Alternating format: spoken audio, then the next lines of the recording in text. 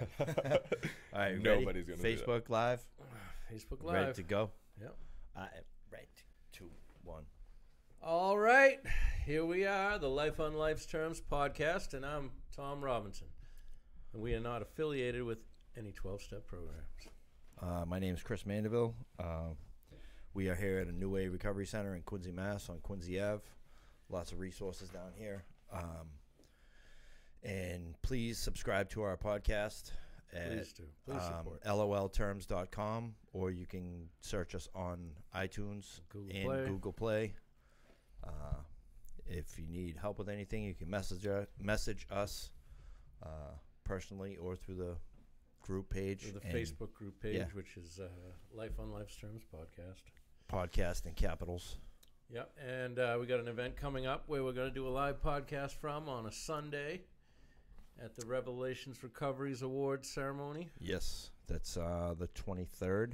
23rd, Sunday 23rd. At the, in Abington at the Polish Club. Yes, the Polish Club. They do have tickets. There is plenty of links on our page. It's for a good cause. It's Derek Quirk, and he's recognizing some influential people in recovery and in the treatment field, and it's going to be a good time. Good time. So tonight we have Bobby, and he's going to share his experience, strength, and hope with us. So yeah, and Bobby has rebuilt our website for us. He's the man, pretty much. And he was exactly what we needed. Yeah, because we didn't know shit. Well, we figured out a little bit, but we got it to work. But yeah. I mean, you guys did a great job building all this by yourself. Yeah, you know? we're figuring it out here and there, but we needed somebody who really knew. And, Bobby came through in a big way. Sometimes quickly, sometimes slowly. Yeah, they will materialize. Very happy to have him on the program today. Yeah, thank you guys for having me. Yeah, thanks for stepping up. Yeah, that's another thing too. If anyone wants to be on this, please message us. Hit us up. We're always looking for people, and honestly, you don't have to be in recovery. If addiction has affected your life, we want to hear from you, because we want people to be able. Yeah, we want people to be able to identify. Wives. You know, I want police officers on here. I want firemen on here. I want first responders, people that are dealing with us all the time, and I think I got some leads on that too. Oh yeah, yeah, nice. Awesome. All right. Thank you, guys. Thank you for having me. So like they said, my name is Bobby Wall, and I'm a drug addict in recovery. You know, I'm grateful to be alive and sober today.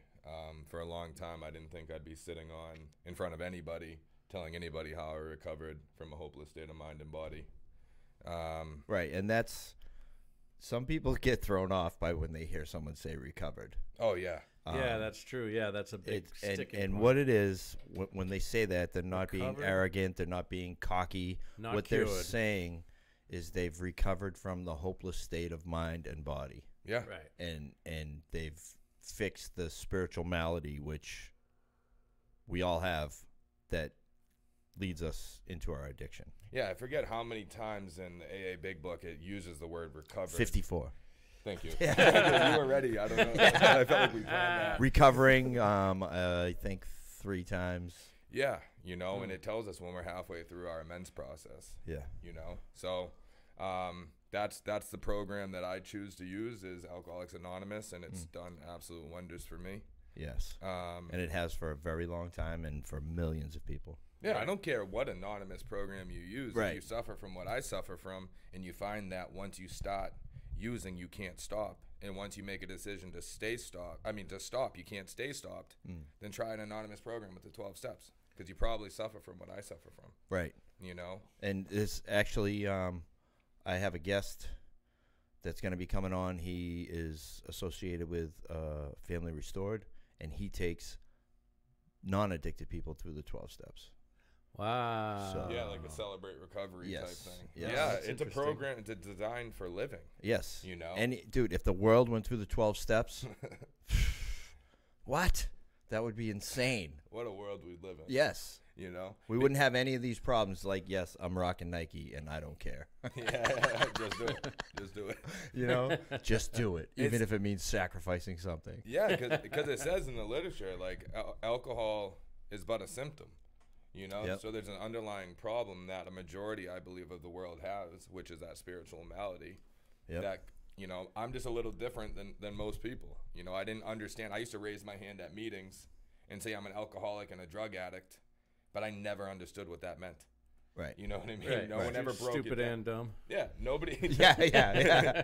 Nobody broke it down to me saying like, hey, my name is Bobby. I'm an alcoholic and drug addict. Or, hey, I'm Bobby, and alcohol is a symptom and drugs are a symptom of the underlying spiritual malady and the mental obsession. Nobody told me that. Right. You know, so I was trying to fix this problem without ever understanding it. Yeah, I'm just going to fucking stop doing drugs and stop drinking, and I'm going to be fine. Yeah. Right.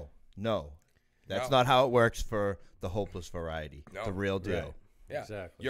I was worse off to stop using without implementing a solution than if I was just to continue to use drugs. Right, because for us, that is our solution. Our drugs and our alcohol is our solution to life. That's how we're able to cope. That's a coping mechanism. As screwed up as we do cope, that's what we need. That's what we use to get through. We used to have it. It used to be a coping mechanism when it was in the beginning. You know, you used to take a drink, and then you were able to talk to the girls at the party. Right. And that was a coping mechanism. Right. And then, or you fucking take a shot or something, or you fucking do some dope, and you can go to work, you smoke a joint, you can go to work, and you're not miserable. Yeah. You know what I mean? Or whatever it is. But after a while, it doesn't work anymore. When you're by yourself, sticking a needle in your arm that looks like a lightning bolt, and you can't get it to fucking hit, and you're bleeding all over the public bathroom that you're in. You know, it's not helping you cope anymore. No, it's We not. crossed that line. Yes, or later. but that's where is that line? I don't know. It's the difference between a cucumber and a pickle, right? You don't want to be Yeah, there is no line that I haven't crossed. I don't even think I drew a line in the sand. No. Habitual line stepper. Yeah. When I received the effect produced by alcohol and drugs, there was no line in the sand for me. It was go, go, go, go, go. You have it, and it does this. I want it. So everyone says I cross those lines in the sand. I'm like, I never drew them. Yeah. If you put something in front of me, I was doing it. Yeah. Mine was like skip lines, like dotted. Yeah, I'm so draw a line. I could just like squeeze through. But I'm gonna go way over there to start. Yeah. But yeah, like we said it, man. Like alcohol and drugs were a solution to, in my life for a long time. Like I think before I ever even put a drink or a drug in my system, I suffered from the spiritual malady. Yeah, I did alcoholic behaviors long before I ingested alcohol. Yeah. Like attention. I wanted it. Good, bad, it didn't matter. I just wanted it. I was committed to psych hospitals before I ever took a sip of booze or put any drugs into my system. Oh, yeah. This is as a kid? As a kid, you know, because all I wanted was like attention from somebody. I didn't feel loved enough. I felt like my family loved my sister more. I wasn't going to amount to anything. Like all the things you hear people talk about in their stories sometimes about the spiritual malady and being blocked off, I had as a kid.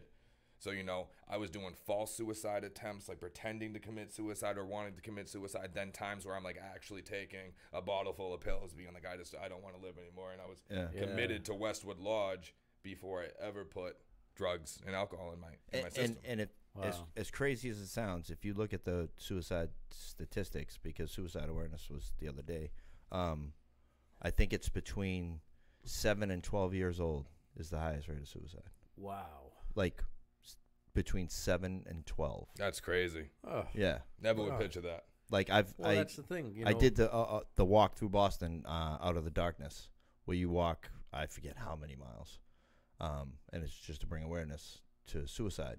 And like the statistics that they give you, it's like, what? No way, you know? So sad. It's like, you know, as I told my son, it's like you have such a long life. You know that song? I think it's about suicide. It's like 100 years to live or whatever. Never heard of it. Yeah. I'm 33 for a moment. You know that song? No. Nope. Wow.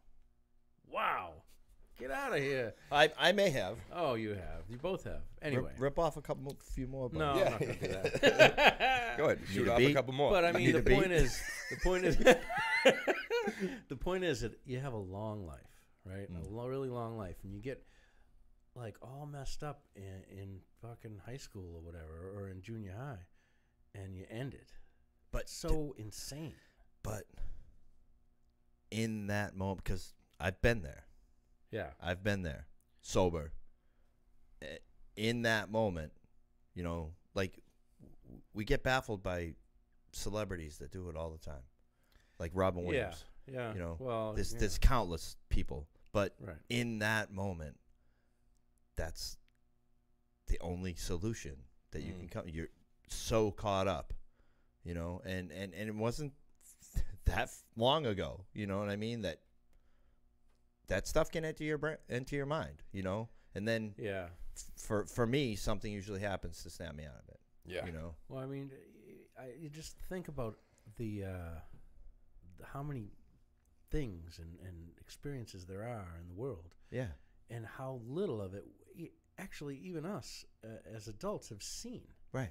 Now imagine how little of it these kids have seen. You know what I mean? They're just and that situation that you're thinking about, you know, making the ultimate sacrifice in 6 fucking months, it's not going to matter to you. Right.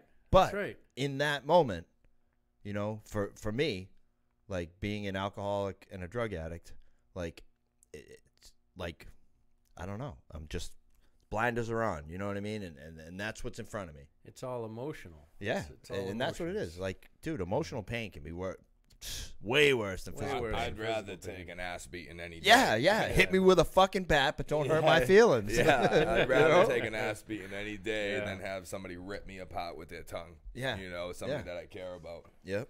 You know, it's crazy though. I remember like while I was using, I remember like I'd think about suicide, but then I'd be followed by with this thought like, no, like there's no way I could do that to my family. There's no way I could leave everybody behind. But then here I am sticking a needle in my arm, shooting heroin, not understanding that I'm slowly committing suicide anyway.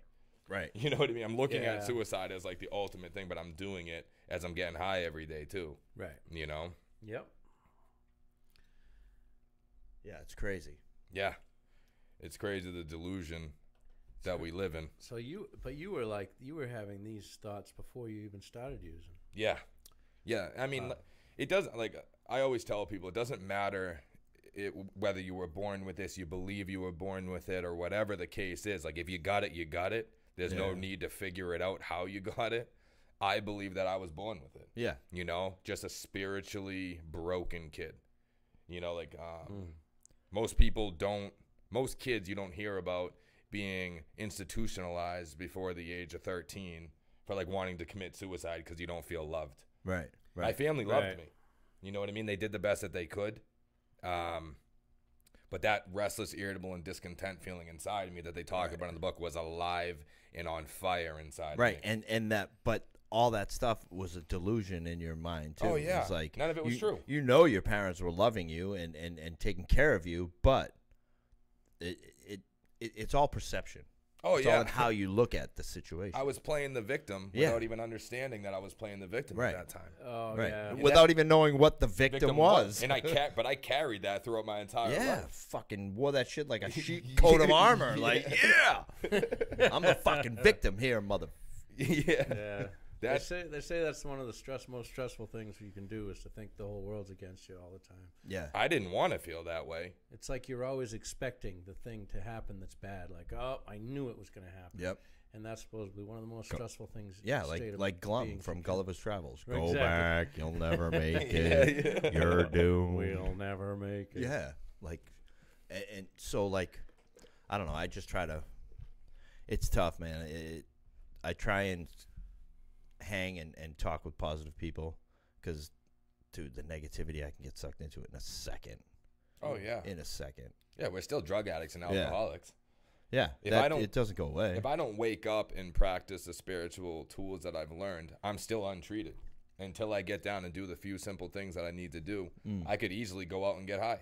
Yep. You know what I mean? Or I could get sucked into the old behaviors or the defects, or start being an asshole to everyone who loves me. And yep, it's as simple as that. And it's happened. I've done it. I've had to make amends for it. I have to make amends for it. You know, we're still human. Yeah. Just because you come into recovery or you go to treatment doesn't mean that you're not the same person. You know, it's like I've heard it before. You can't. How does it go? you can act your way into right thinking, but you can't think your way into right acting. Right. You know, like it's easier to do the things than to think about it and do it, you know? Oh, yeah. Right. Yeah. So now you're a kid. Yeah. Fake suicide attempts, Yeah. real suicide attempts, Yeah. institutions. You know, and then I remember the day like it was yesterday. It's funny looking back on it now, like looking at my childhood. You know how kids are like, oh, I remember the first time I went to Disney. I remember the first time. Like, my memories are like, I remember the first sip of booze I took. I remember my first Percocet I sniffed. You know, the other memories are kind of faded off. Right. So basically, I was fucked from the beginning. Yeah. Bottom line. Yeah. Like, I was born into this life for whatever reason. We can talk about what I believe that reason is later. But I went to my buddy Jimmy's house. His family were full of alcoholics. And him and I decided, we made a decision that we were going to drink. You know, and I forget what type of whiskey we poured in orange juice. We were clearly not thinking. Yeah. We poured this brown liquor into this orange juice. I started drinking it. I got the effect produced by alcohol. Yeah. And I fell in love. Right. I fell in love. You know what I mean? I understood why people that I loved, without mentioning who, drank on a daily basis. Yep. I understood. All of a sudden, everything came into perspective, and at once I felt present. Yeah. You know, and I was like, all right, I get why people do this now. Yeah, like a friend of mine would say it was my tailor. It made my skin fit perfectly. Yeah, custom tailored for me. Yeah, you know, like once you ingest drugs and or alcohol, it's like everything that bothered you is like. Right. If you thought life sucks, like if everything you're telling yourself and all the emotions you're going through on a daily basis suck, and all of a sudden you get a break from those, you're like, ooh, I want more of that. Yeah. I remember just saying, like, I don't give a fuck what happens. Yeah. I could die right now feeling this way. Yeah. Right. You know what I mean? But then the sickness came in because I drank too much. Yeah. Now, I'm not saying like I was an alcoholic off the rip and I started drinking every day from that point forward. That'd be a lie. Yeah. But I can tell you that I could not stop thinking about the next time I could feel that way. Yeah. You know? And so I don't know like when the allergy that they talk about in the big book, like once I start, I can't stop. I don't know when that came into place in my life. Right. But I was smoking weed alcoholically. So the mental obsession was there. Oh yeah, the whole thing was from there. Jump. Yeah, I was smoking weed like a fish. Yeah. You know, those fish smoke weed. I was stealing jewelry from my grandmother to buy weed. Yeah. You know what I mean? And I'm asking my buddies, I'm like, how are you guys getting Hey, you want to take this diamond ring for a dime bag? Dude. Turning tricks for weed. Sorry, Grandma, if you listen to this, but she knows. Yeah. But, like, that was it, man. Like, I didn't understand. I thought these were normal behaviors. I thought everybody smoked weed the way I did. I thought everybody thought about when the next time they were going to smoke is, how they felt when they didn't smoke. I thought that's how the entire world was. Yeah. I was like, this is how everyone must feel. People must be robbing their family to get weed. How else do you get high? Yeah. I'm not old enough to work yet. You know? Yeah. Then I find out, like, they're saving up their lunch money and shit, and I'm robbing my family members to, like, get high on just weed. Yeah, the easier, softer way. Because, like, I remember when I first entered in the program, I'd hear that people were in AA or NA for just smoking weed, and I used to laugh. Yeah. Until I understood what the problem was. You know, until I understood that I had an allergy to drugs and alcohol. And once I start, I cannot stop. In that it doesn't matter what the substance is. That's right. Know? If you have a problem with eating ice cream and you can't stop eating ice cream, it doesn't matter what flavor you're eating. It's all ice cream. Yeah. Right? You know what I mean? Exactly. Like, it's food, gambling, women. Like, you can be addicted to a lot of shit. Alcohol, weed, heroin, coke, meth, whatever it is. It's all different flavors of getting out of yourself and out of your feelings and out of your emotions. Yeah, it came out in all different behaviors. You know, as I got older and things started to progress, it started to be in like women and clothing and materialistic things that I'm getting clothing and all these materialistic things. I'm buying them. I feel good. Then I sell them to get high. And like, I could never fill that spiritual void inside me is not fillable. It's a God-sized hole. And you're trying to fill it with everything but. Yeah. Exactly. I didn't know that God was the answer. Right. You know? Or your higher power or whatever. Yeah, whatever you it choose is. to believe. Yeah. Yeah. I know a lot of people who still don't even know what their God is, and they have 10+ years. So Right. You know? And like for me, keep it simple. It's the fucking guy floating around on the cloud with the mandals, the robe, and the big white beard. It's just simple. Yeah. I look up, that's what I see. You know, other people, it's the universe. Other people, it's Mother Earth, Mother Nature. Like, that's like the coolest thing about this. Right. It's like, it doesn't matter what you believe in as your higher power, because you put 10 people in a room who all have 10 plus years sober. You ask them what their higher powers are. Most of the time, they're all going to be different. Right. And guess what? They all stay sober. Right. There's always going to be all sorts of argument and controversy, and you know, There's no stay point. away from that. There's no point in arguing over what it is. No. Just whatever works. And it could change over time. Yeah. You know, it's ever changing. So yeah, it's a spiritual growth program. Yep. You know what I mean? You ever look into simulation theory? No. Oh, it's cool. Anyway, go on. I'm not sure what that is. We can look at it. Yeah. So that's basically how my childhood was. You know, so I got the first sip of alcohol. It did everything that it needed to do for me. I loved the effect produced. And like I said, it wasn't like off and running right away. But obviously progression starts to take place, right? Yeah. And then, like I said, I'm smoking weed, stealing from my family just to smoke weed. And then, like, Xanax gets introduced. Like, so benzos get introduced. Mind erasers. Yeah, yeah. And then, like, as time goes on, like I said in the beginning of this, like, the lines in the sand, I didn't draw any. You know, I wanted whatever could make me feel that way that first sip of booze gave me, but more.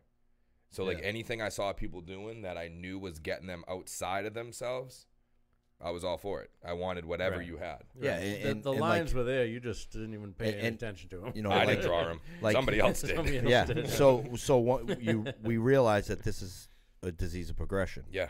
And that's, you know, mine progressed from, I think it was weed first. Like, honestly, way back, I remember like 5, 6 years old, sipping one of my dad's beers and feeling the effect of it. I remember my living room. I remember the lighting. I remember wearing fucking Dr. Denton feety pajamas. Like, seriously, like, I can remember that. And it was like, I got my dad a beer, and he wasn't a big drinker at all. I cracked it open, and it was a pull tab. Motherfuckers don't even know what that is. You could definitely slice your hand off with it.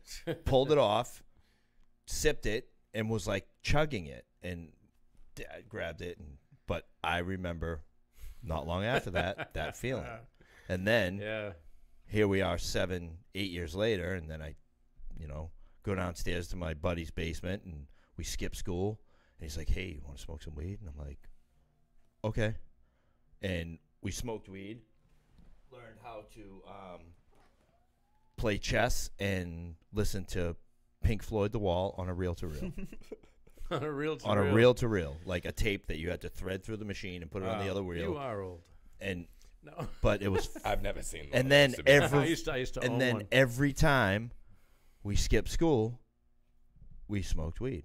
We fishbowled the Opal that his dad had parked in the back, which looks like a little tiny Corvette. Opal. And then he had a boat, and we would go on the Fishbowl boat. that. Yeah, We fishbowl everything. the boat would be closed up for the was winter. my fishbowl. Yeah, We fishbowled a fishbowl. yeah, and then it was acid, and then it was booze, and then it was crystal meth, and then it was heroin, and then fucking anything else you could throw in the mix. Yeah. You Doesn't know? even matter. I was what it is. addicted to more. Yeah. Yeah. Yeah.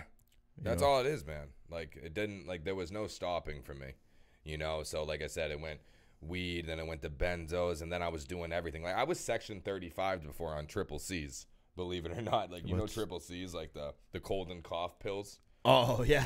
I took so many of those, and I was, like, calling my mom, telling her I was going to kill myself, and I was going to jump out of the hotel I was staying in. And I was only one floor up.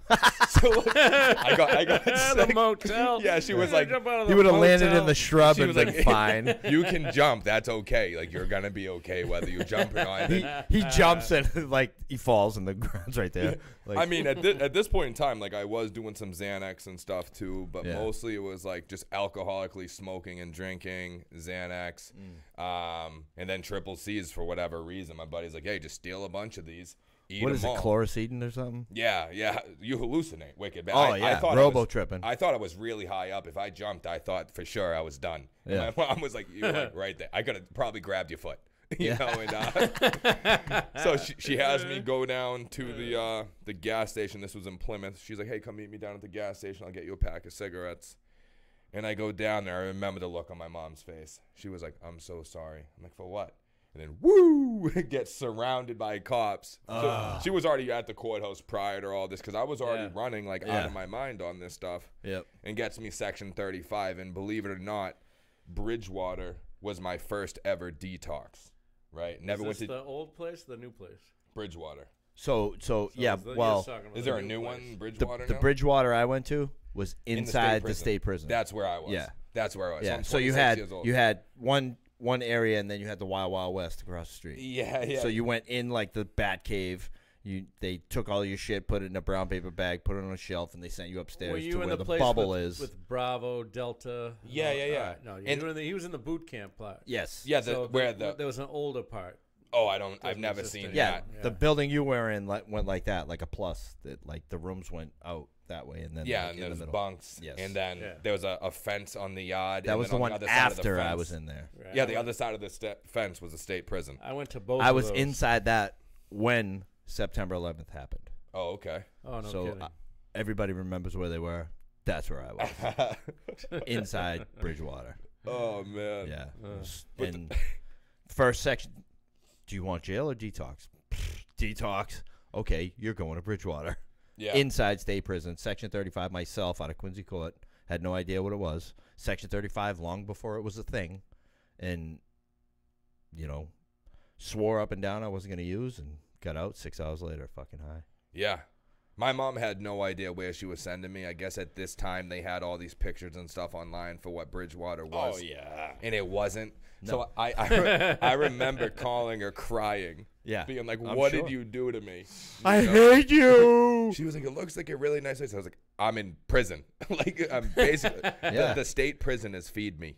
And you know how much they hate me because I'm getting out in 30 days. And they're doing a long bid, so I'm getting pube sandwiches for lunch. Well, yeah, we were a fucking nuisance. The guards hated us. Yeah. Like, they did not want to do what they were doing. Yeah.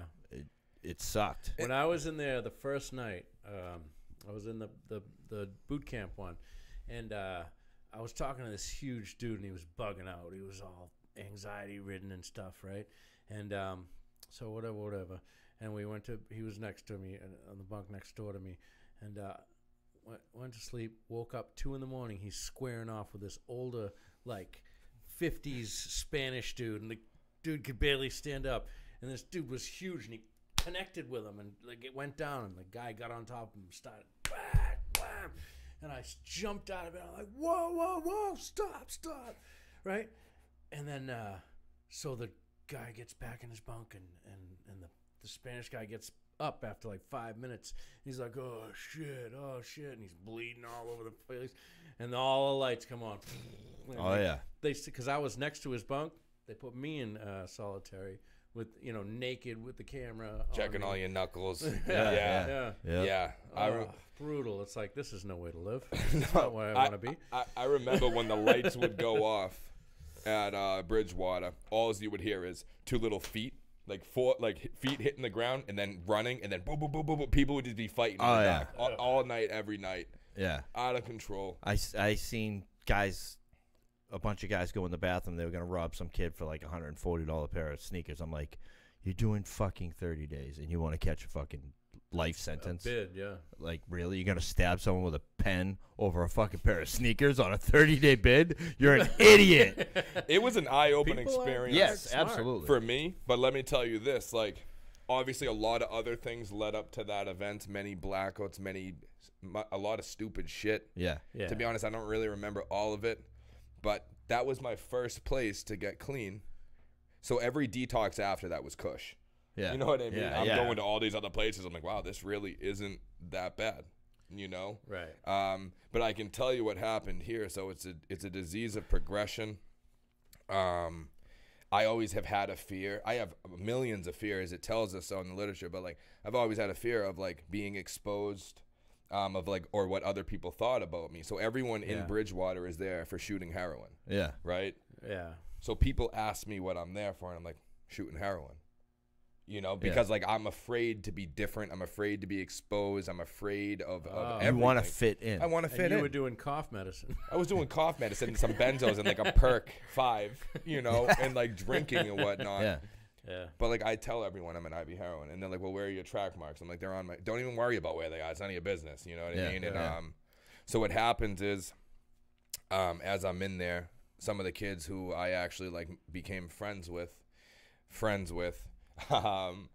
we're going to a sober house out in Amesbury, Mass. And I heard it was going to let them get out exactly on the 30 days or whatever, or maybe 2 days before. So I'm like, I'm going there. Like, I need to get out of here because it was terrifying for me. Yeah. So, for your first detox experience to be inside a state prison. Well, yeah, I mean, And how old were you? 18. Yeah. So, like, petrified. So, like, Westwood Lodge and stuff as a kid was easy. You know what I mean? Like, but, like, then this experience. So, we all go, me and 2 other guys go to this sober house out in Amesbury. And the owner of the house was like, listen, there's a house 3 houses down. There's these 2 girls that live there. Make sure you stay far away from them. They take everybody out that goes there. If we see you with them, you're kicked out. I don't even think I finished unpacking my stuff before me and the guys were down there figuring out what was going on. Yeah, right. You know what I mean? Of course. And like any good alcoholic, tell me not to do something. First thing I'm going to do. Yeah. I was like, that sounds. But now, like I said, like fear is driving me in every direction of my life. I'm afraid to be exposed. I made up this fake story of the type of guy that I was on the street in Bridgewater to be accepted. Yeah. So now I leave Bridgewater. I'm with these guys. I got to live up to my story because God forbid you expose me, right? So we're hanging out with these girls, and then the day comes where everyone's sitting in the room. They're loading up rigs full of dope. Oh, wow. And I've never shot heroin before. I'm sitting there. They're like, do you want some? I'm like, yep. They give me the needle. I shoot heroin the first time in my life. I've never even touched it before this. Wow. But because I was so afraid of being exposed that Imagine that. I chose to shoot dope. I've never even sniffed it before that. I shoot dope right then and there. Yeah. Right? And then like it sets off that allergy. It sets off that phenomenon of craving. And then me and the guys are like trying to like get away with it. We're smoking a ton of spice. I'm hallucinating from that. Of course, like what happens is like I get kicked out of the house, obviously. Yeah. You know? And then now I stuck a needle in my arm. So there's no going back to anything else. That's a whole fucking addiction in itself. Yeah. You wouldn't think so, but it is. Yeah, I was shooting at anything that I could. And like for a while I was kind of shots. I was afraid to shoot dope after that because I saw what it did. So I'm like, I'm going to just shoot perk 30s. You know what I mean? And like that was my thing. Most people sniff them. Like, you can shoot them. So I'm like, I'm going to shoot them. They're cleaner. Cold shake them. You know what I mean? Cleaner. They're so much dirtier. Well, they got all that stuff from the pill that makes it into a pill. Yeah, well, there's also safety mechanisms in them too. Yeah, well, perk 30s. I mean, you can, actually, 30s might be different. Yeah, you can shoot perk 30s. You gotta shake them, cold shake them. No, you gotta cook them. Oh, you cook them? I don't know. You don't cook them. No, I just crush them down on the spoon, put water in it, mix it up, and then draw it out through a cotton, just like you would. And I did that for years, man. Years. That's well, they I think they used to call that cold shaking it. You would crush it and shake it up in the. Yeah, you could do that in the back of the works. Yeah, I never did it that way. It would dissolve. I don't know about 30s, but back in the day, you could do dilaudid. You could do all kinds of shit, cold shake it. You just put it in the back with the water. Right. Boom. You didn't need a spoon. Cotton, I was doing that with crystal meth later on in life. Oh, yeah, That's how I would shake meth that way. But like, perk 30s, man. So if anyone's listening to this and you didn't know you could shoot perk 30s, I'm sorry. Like, I'm not saying to go try this, but that's how I did it. And I knew a lot of people that were doing it that way. And like, you already know the story. Like, perks get expensive, and then you get offered heroin. And basic economics for me, dude. Yeah. I couldn't afford OCs. I did heroin. Right. Yeah. Right. So I'm 26. So like OCs, I've never did OCs had already come and gone. Yeah, I never did an 80 before. Yeah. You know what I mean? I might have seen one once or twice, but by that time there were already the OPs. And my buddy's like, you can't shoot them. You can't, like... they turn into gel or whatever. So I was done with all that. You know what I mean? So obviously the progression, and then I get involved in the heroin, and like my life wasn't unmanageable always. You know what I mean? I was able to get good jobs and hold good jobs, but like as anything else, like I build up this empire and then it comes crashing down due to a series of events, you know, and yeah. But yeah, like it didn't turn completely unmanageable right away. You know, for a while, like heroin did everything for me. I needed it to. It gave me energy. I could work. I feel like I could work my job and yours. Yeah.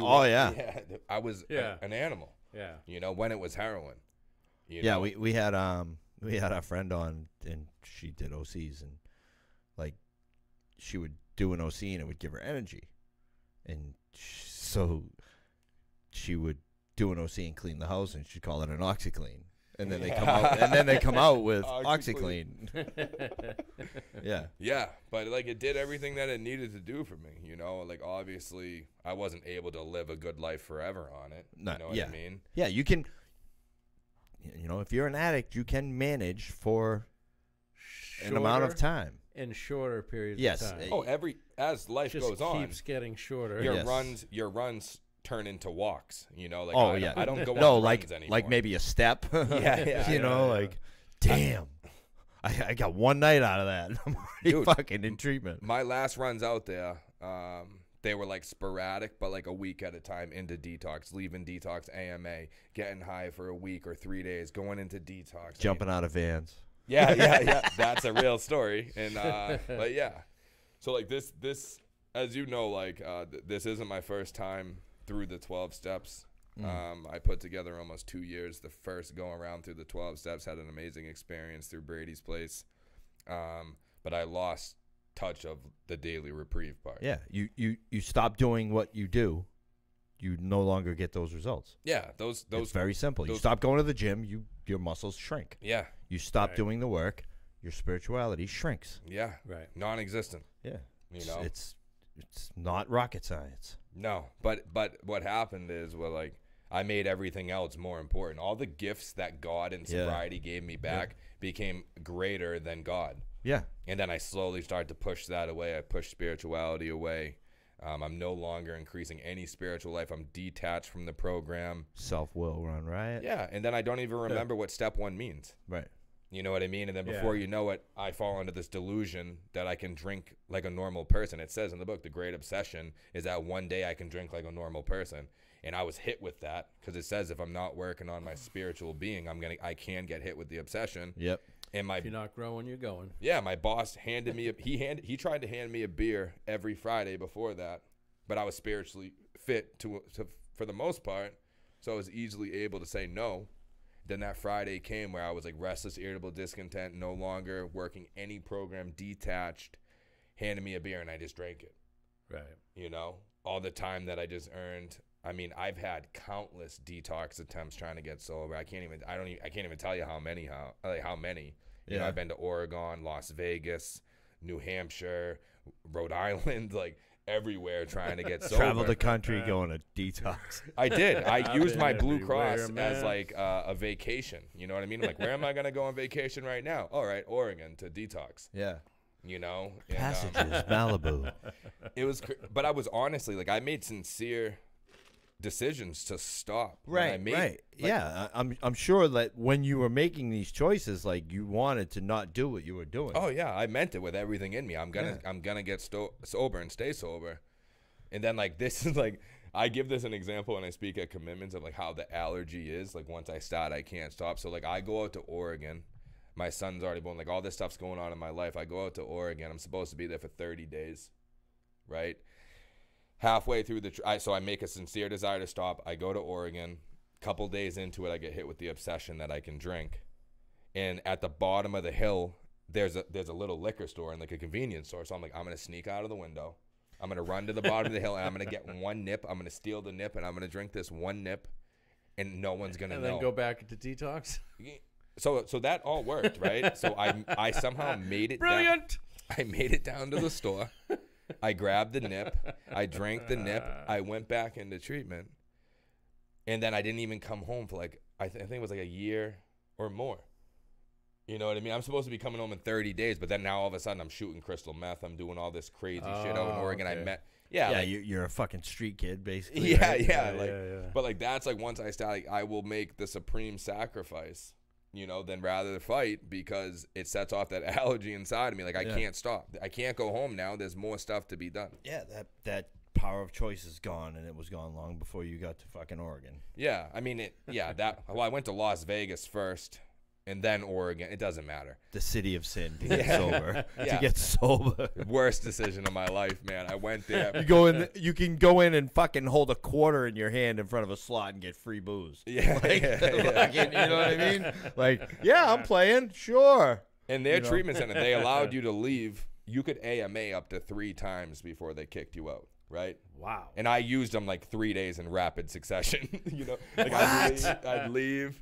I'd come back, I'd leave, I'd come back, and then like that's where I was introduced to crystal meth, like the whole new drug of choice or no choice for me. Yeah. And my meth experience was before heroin. Oh, I don't even California. I don't like to even discuss the meth psychosis. Oh, dude, it's insane. It's fucking really bananas, bananas, like pterodactyls, like you name it, I've seen it. Yeah, like out of control. I was out by Edwards Air Force Base where the stealth fighter and stealth bomber were first being tested, and I'm like, they're fucking following me. You know, like legit it Johnny Depp fucking, you know, like, crazy. Dude, driving down these desert roads, Joshua trees, actual roadrunner birds, like the reflectors on the road look like fucking, I was Han Solo in the fucking Millennium Falcon. Woo! And I'm just like, what the fuck? I would call the cops because I was so paranoid. The cops would show up, and I would call the cops on the cops because I didn't think they were real cops. Yeah. and then I'm having them yell back and forth. I'm like, brilliant. Hey, there's someone at my door. They're like, yeah, it's the police. You called. I'm like, it's us. I'm like, what's his badge number? And they'd give me the badge number. I'm like, what's your badge number? And like verify it with the cop. Oh, wow. Like out of my mind. But yeah, like, dude. Crazy. So how I ended up in Oregon, though, is really I used it in treatment in Vegas. I met this love of my life there. And then she was living in Oregon. So I went to treatment in Oregon, but I didn't have the idea I was going to go stay with her. But I picked up that one time, and then I ended up moving in with her out in Oregon and shooting meth for like 1.5 years, almost 2 years. But like I went to Oregon with a sincere desire to stay sober. So it just goes to show you the powerlessness behind this. Oh, yeah. You know how many times I wanted to get sober? I mean, it was really 7 years worth of my using, the worst 7 years. The whole time I wanted to be sober. Intermittently, like, you know, you use for a while and you're like, oh, I really want to try to get sober, and then you use again, and you know, back and forth. I never wanted to get sober when I was sick. I'd get high and I'd be like, I want to get sober. You know what I mean? When I was dope sick, though, I'm like, I'm not getting sober. Like, I need to get high, and then I'd get high, and I'd be like, I hate this life. I don't want to do this anymore. I'm gonna get sober. Then I'd get sick. It was that vicious cycle. Yeah. When I'm dope sick, I'm getting high. I'm not going to treatment. When I'm high, I want to go to treatment, but I can't stop getting high. And then I'm sick, and I'm like, I gotta get high. I was just stuck in that for years and years and years of my life, until like somebody finally broke down the solution for me. Somebody actually sat down with me who was qualified to take me through the big book of Alcoholics Anonymous and told me what I suffered from. He's like, do you think you have a choice whether you drink or not? I'm like, I don't really know. He's like, well, let's look at your experience, and showed me, like, clearly I have no choice in the matter. Yep. I'm willingly sectioning myself, and when I get out of the section, I can't stop getting high. Like, if you're section 35ing yourself willingly, you have a desire to stay sober. But why can't I stop getting high? You know, and he asked me the question, he's like, the drink and the drug you take isn't the problem. Those are harmless until you put them in you. And he explained to me that it's not the first drink or drug, it's the thought that brings me to the drink or drug.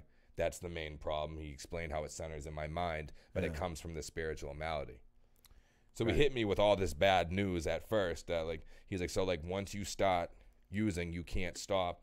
Once you make an honest desire to stop, you cannot stay stopped. Like you write that up on a chalkboard. Once I start, I can't stop. Once I stop, I can't stay stopped. That equals you're fucked.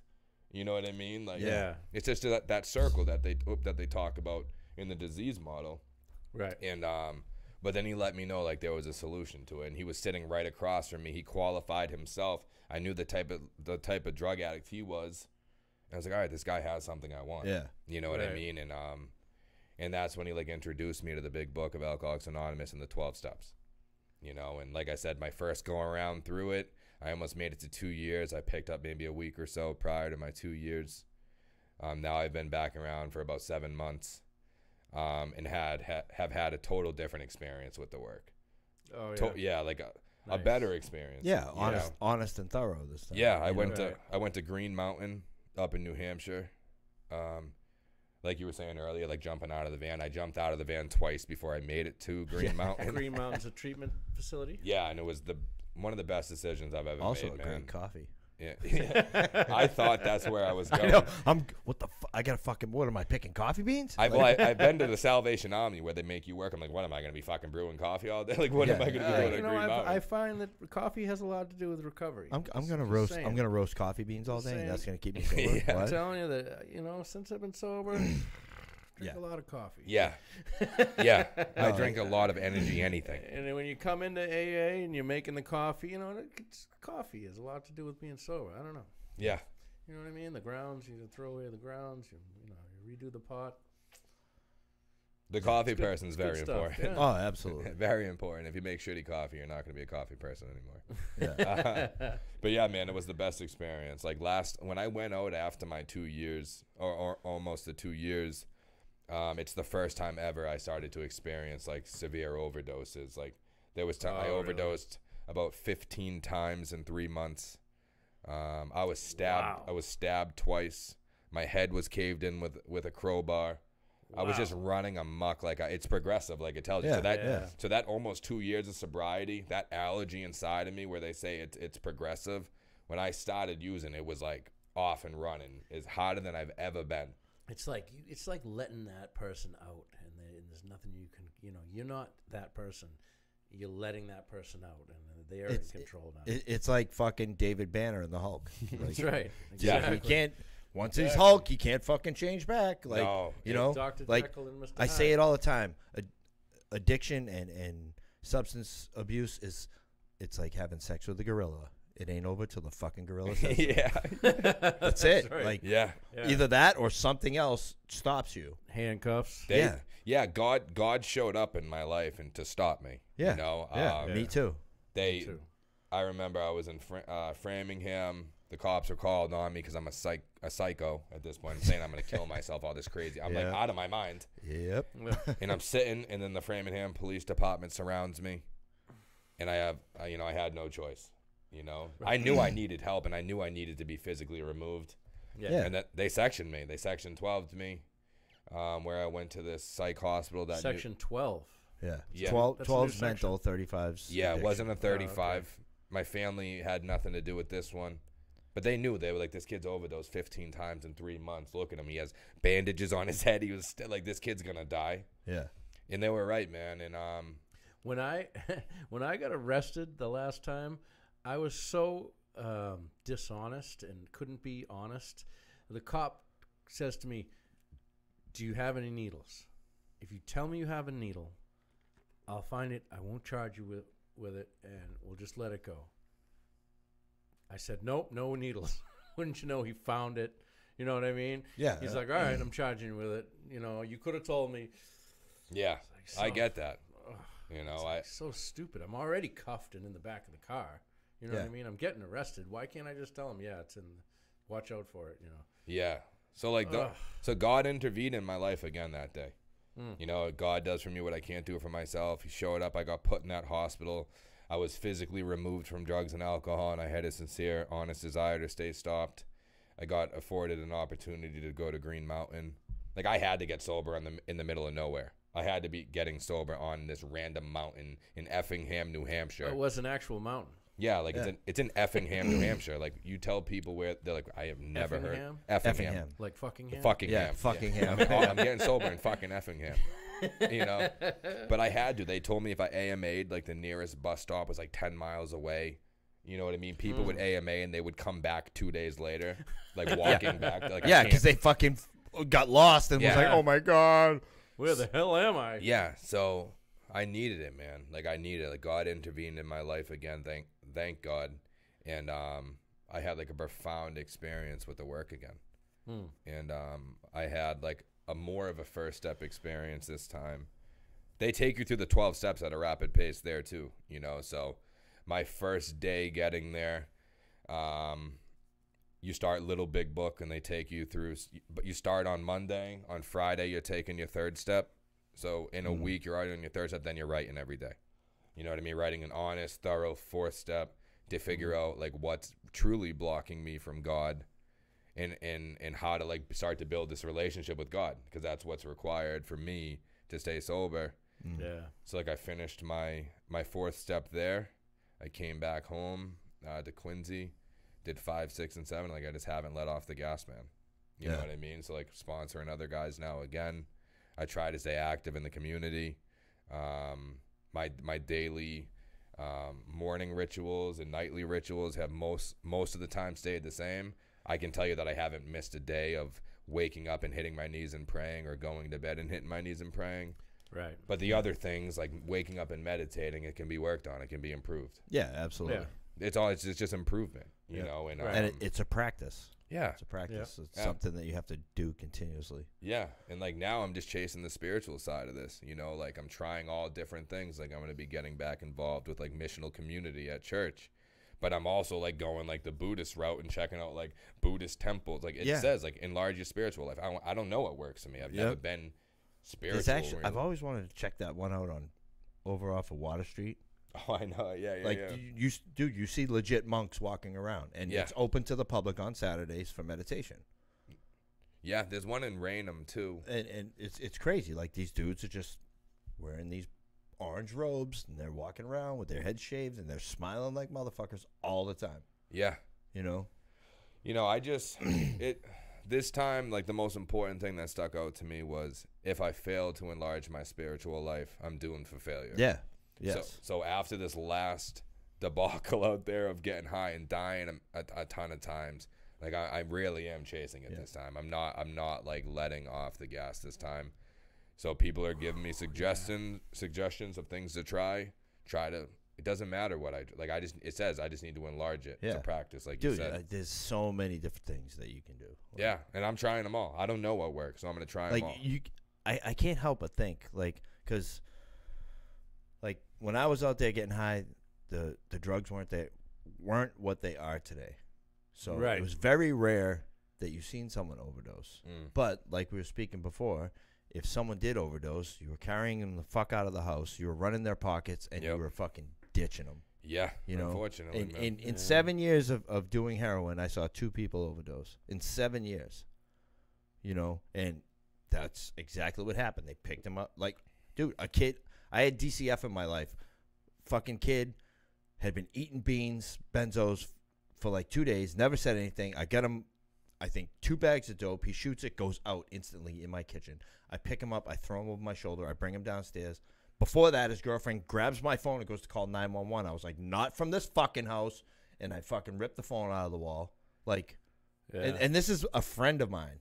Like, I've since made an amends to him about that. But, like, at that time, I didn't fucking care if that kid died.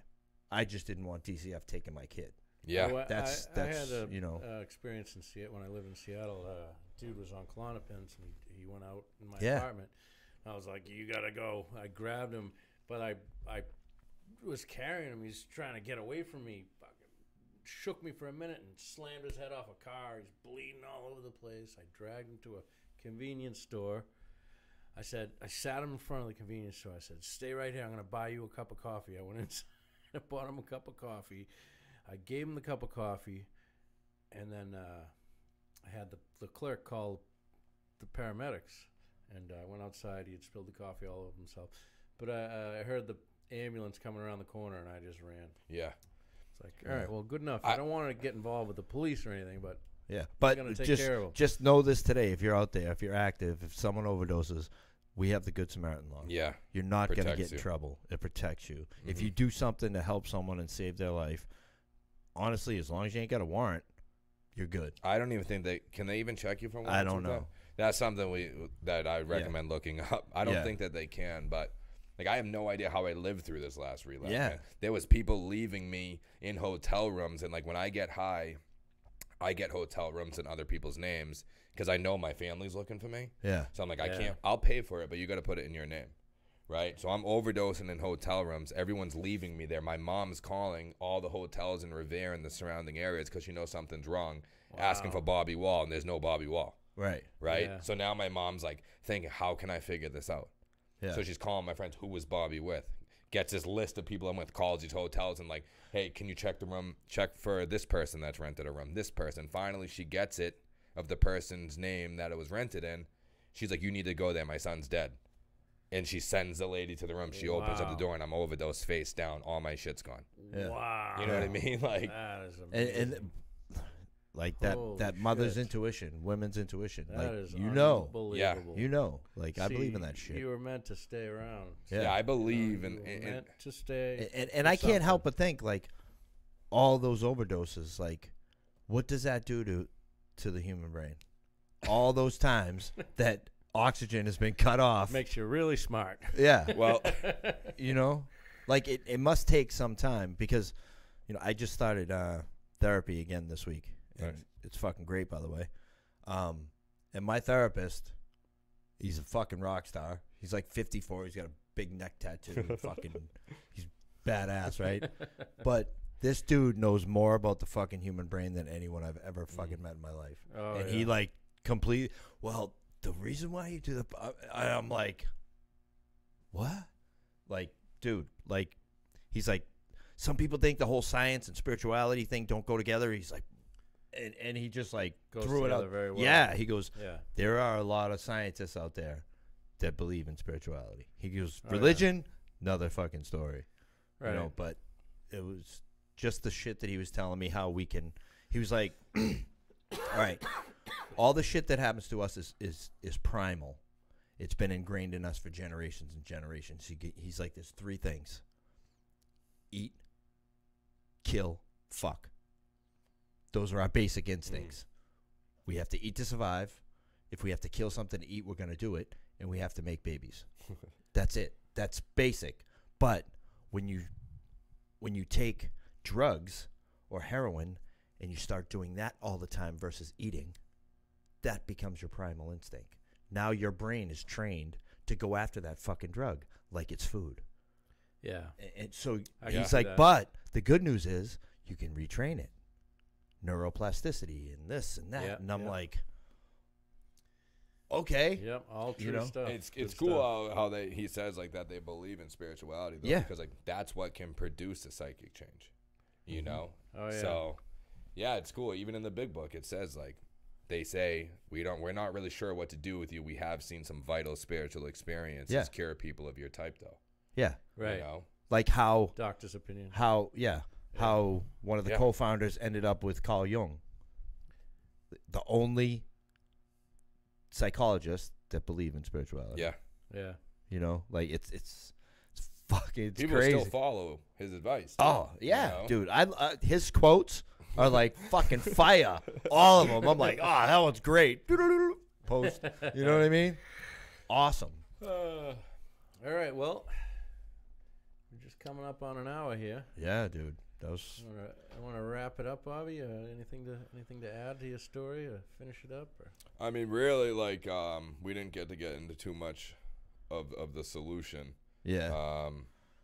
But basically, like I said, halfway through and partially towards the end is like the only thing after countless times of trying to get sober, numerous attempts, trying all different methods, whether it was medical assisted or whatever the case is, like the only thing that's ever worked and allowed me like a life that I enjoy to live, a good my quality of life is good, is like the 12 steps of Alcoholics Anonymous. Yeah. You know, like that's the bottom line. So like if you find that once you pick up, you cannot stop, you can't choose whether you pick up or not, and once you want to stop, you can't stay stopped, like check out Alcoholics Anonymous or any Narcotics Anonymous or an anonymous program. Just look out, 12-step program. Yeah, 12-step program. It doesn't matter what it is, but from like a hopeless, homeless street junkie like myself to like live like a good life, have my own business, to be able to actually manage a sober house, and to like be of use, maximum use to other people in my life. Like, it's a miracle. Yeah, just to be able to show up. Yeah, just I couldn't show up. Like just to be a dad. Yeah, dude, there's so many things, man, that like weren't on my agenda. Like, my kid, when I was using drugs, was a burden. Yeah. Oh yeah. I remember I was like, I can't get high the way I want to. And I remember when my son's mom was moving out with him, I was crying, I was upset, but I remember in the back of my head being like, I can get high how I want to. Exactly. Yeah. A buddy of mine from like one of the first groups that I ever joined, he's like, I was always like sleeves on a vest. I just wasn't there. And I was like, and at first I was like, I get it. That is a good one. I just didn't want to be there. Yeah. So you guys can check out the programs that we have. It's bradysplace.org and lakeshorewakefield.com. Those are the places I've went to after Green Mountain. Check out Green Mountain as well. Yep. They have absolutely done everything to save my life. All right. Power of example, Bobby. Appreciate you coming. Yeah, thank you guys. Man. I appreciate it. And don't forget to subscribe on iTunes, Google Play. LOLTerms.com. Yes, LOLTerms.com. Yeah, if you go to LOLTerms.com, there's a subscribe button on the front page, and then also a link at the top you can click on to subscribe. Yep. We have a YouTube channel. We're on Instagram. What else? Facebook. Yeah, Facebook, Twitter. We're just trying to get out there. Awareness. That's what we're trying to do. Bring awareness to this epidemic and try and help somebody, man. That's it. Try and help somebody. That's it. Someone that may not normally get exposed to this, or has nowhere to go, or doesn't know where to go, or doesn't know what to do. Or like they don't make it to a meeting and they don't hear like what the problem is, and you guys can provide it to them right at their fingertips and the comfort of their own home. The best thing about this was one night I heard someone was in their kitchen. They couldn't get to a meeting. Boom, there they go. They click watch, and now they're watching a meeting while they're cooking their kid dinner because they can't get somewhere. Well, the audio podcast is excellent too. Yes, you can put that on in the car, or if you're at work. We have something like that. 34 episodes. 35 episodes. 35 awesome speakers, and they sound fantastic. Yes. So please check it out. Instead of getting road rage, get some recovery. There you go. That's it. Whoop. All right. Awesome. Thanks, guys. Peace.